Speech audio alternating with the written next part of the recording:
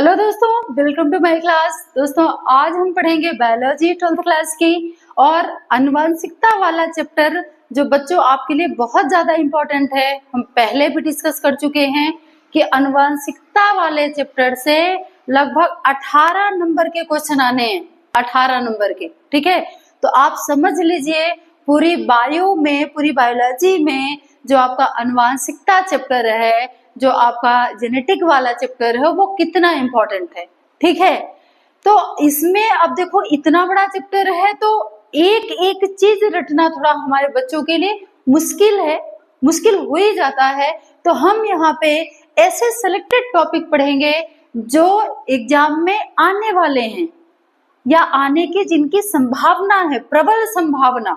ठीक है, तो हम यहाँ पे ये मजाक नहीं है कि हम अपने व्यूज बढ़ाने के लिए, अपने सब्सक्राइबर बढ़ाने के लिए आपसे इस तरह की बातें कर रहे हैं। एज ए टीचर ये हमारा काम है, ये हमारा फर्ज है कि हम अपने बच्चों को वे टॉपिक जरूर बताएं जो इम्पोर्टेंट हैं और एग्जाम में ज्यादा से ज्यादा पूछे जा सकते हैं।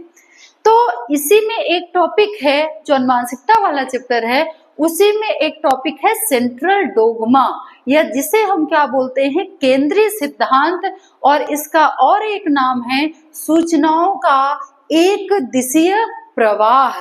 तो क्या हम पढ़ेंगे आज हम पढ़ने वाले हैं बच्चों क्या, सेंट्रल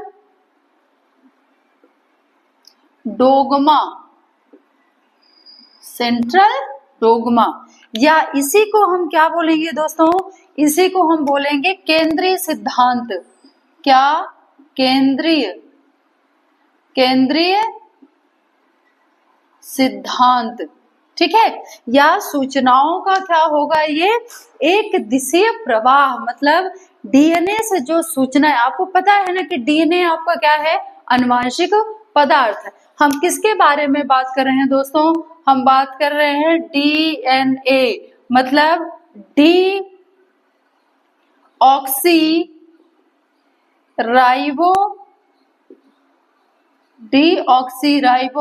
न्यूक्लिक अम्ल, यही तो फुल फॉर्म होता है ना इसका। तो ये जो डीऑक्सीराइबो न्यूक्लिक अम्ल है, ये हमारे शरीर में किसका काम करता है, हमारे शरीर में ये सूचनाओं का प्रवाह करेगा।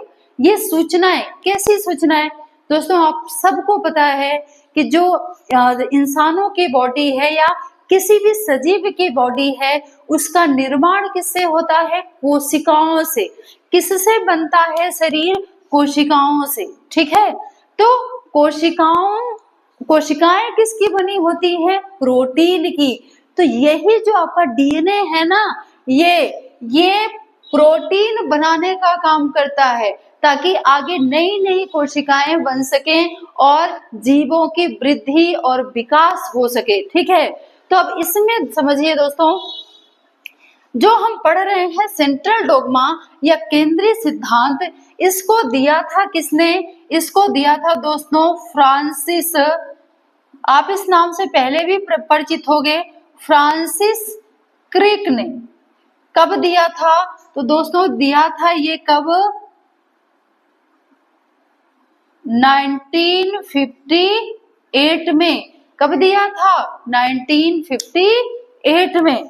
तो जो ये केंद्रीय सिद्धांत है फ्रांसिस और क्रिक ने दिया, तो इसमें क्या है, उन्होंने बोला कि जो डीएनए है, डीएनए किस में पाया जाता है, डीएनए पाया जाता है किसी भी कोशिका के किसमें, केंद्र में। ठीक है, तो ये जो डीएनए है ये अपने अंदर सूचनाएं इकट्ठी रखता है। काहे की सूचनाएं होती हैं वो, तो समझिएगा, ये सूचनाएं होती हैं किसकी, प्रोटीन के निर्माण की, प्रोटीन निर्माण की। ठीक है, तो केंद्रीय सिद्धांत इसको इसीलिए बोला जाता है क्योंकि मेन जो संग्रह का काम करता है डीएनए, तो डीएनए क्या करेगा, डीएनए सूचनाओं को किसको देगा, एमआरएनए को। इसके भी नौकर चाकर लगे होते हैं, इसके भी हेल्पर होते हैं। तो ये क्या करेगा, सूचनाओं को किसको देगा, आरएनए ए को, और फिर आरएनए क्या बनाएगा, प्रोटीन।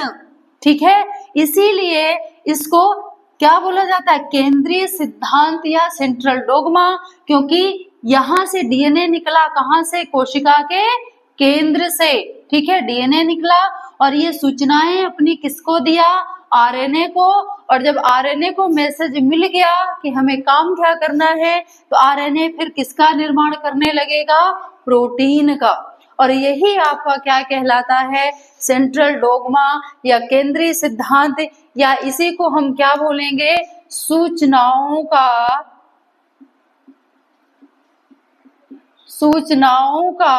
एक दिशीय प्रवाह, एक दिशीय प्रवाह। क्लियर है? तब यहां पे ध्यान रखिएगा, डीएनए जो सूचनाओं का संग्रह करता है, ठीक है, तो ये जब सूचनाएं यहां तक ले आएगा, ठीक है, तो सूचनाएं डीएनए को आरएनए को देना, ये प्रक्रिया क्या कहलाती है, अनुलेखन, या इसी को हम क्या बोलते हैं दोस्तों, ट्रांसक्रिप्शन। ठीक है, मतलब डीएनए में संग्रहित सूचनाओं का आरएनए तक, आरएनए में जाना, या डीएनए में संग्रहित सूचनाओं का आरएनए द्वारा कॉपी कर लेना, ले लेना, क्या कहलाता है, अनुलेखन। और जो इसको सूचना मिली है आरएनए को, इसका अनुवाद, इसको किसमें बदल देना, इसको सूचना मिल गई कि किसका निर्माण करना है, प्रोटीन का। तो अब डीएनए से मिली सूचनाओं का अनुवाद करके प्रोटीन निर्माण करना क्या कहलाएगा, अनुवादन।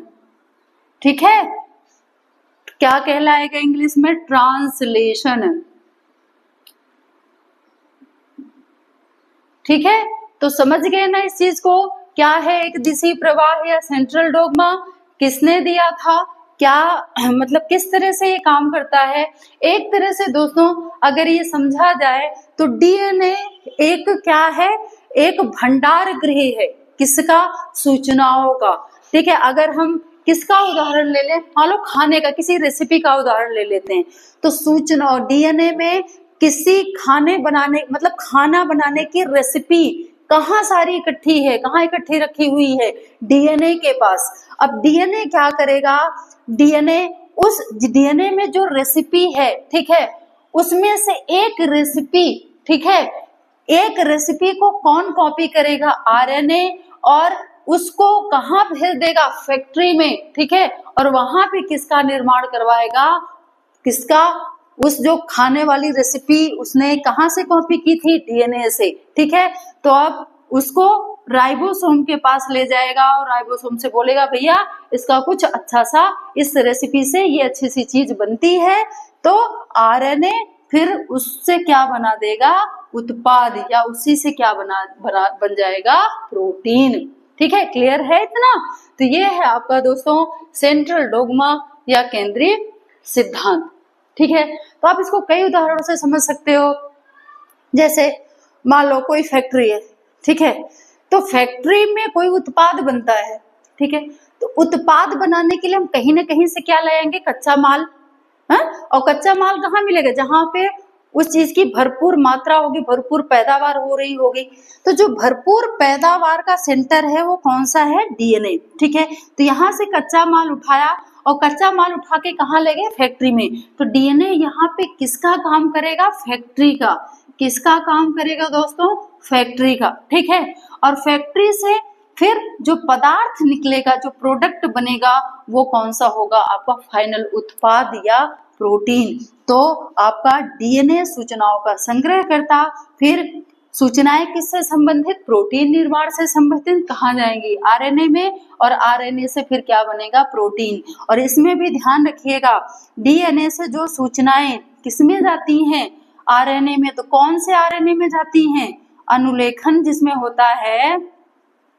यहाँ पे जो जानकारी छपी है, डीएनए के पास जो जानकारी है, तो उसको एमआरएनए में उतरवा देना। एमआरएनए वो जो कॉपी करने वाला पदार्थ है वो कौन सा है? आरएनए 3 प्रकार के होते हैं, तो उसमें आपका कौन सा आरएनए है? MRNA, messenger RNA. मतलब प्रोटीन निर्माण से संबंधित मैसेज कौन ले जाएगा? एमआरएनए।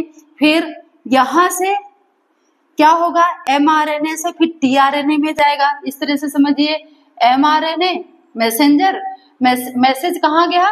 टीआरएनए में। टीआरएनए, टी का मतलब होता है ट्रांसफर आरएनए। अब ये ट्रांसफर आरएनए में जब ये मैसेंजर आरएनए ने सूचना दे दी, तो अब ये कहाँ ले जाएगा? आरएनए के पास। मतलब प्रोटीन का जो निर्माण होगा मेन, वो कहाँ पे होगा?